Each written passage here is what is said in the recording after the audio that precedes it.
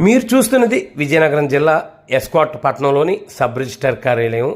అయితే ఇక్కడ కొంతమంది వ్యక్తులు ఉన్న సమయంలో ఒక పాము లోపలికి వెళ్ళడం చూశారు.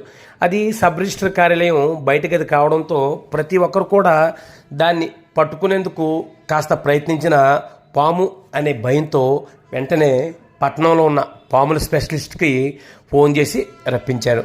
వెంటనే క్షణాల్లో చేరుకున్న సదరు పాములు పట్టే వ్యక్తి ఆ పాము కోసం అటు ఇటు తిరిగి అన్ని చోట్ల వెతికాడు. అతనితో పాటు ఆ పక్కనే ఉన్న వారు కూడా సహాయం చేసి చాలాసేపు వెతికిన పాము అయితే కనిపించలేదు.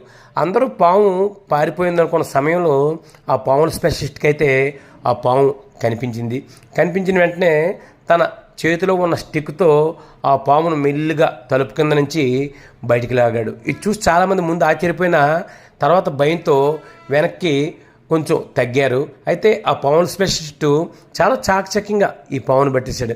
ఎందుకంటే ఇప్పటికే ఈ ప్రాంతంలో కొన్ని వందల పాములను ఆయన పట్టేశాడు. అయితే ఆయన పాములను పట్టే తీరు చాలా ఇంట్రెస్టింగ్గా ఉంటుంది. చూసారా, స్టిక్తో పాముని ఎలా పట్టుకున్నాక దాన్ని చేత్తో కూడా ఏమీ కానట్టు ఒక తాడును పట్టుకున్నట్టు చూసారా, ఒక తాడును పట్టుకొని దాన్ని అందరికీ చూపించాడు.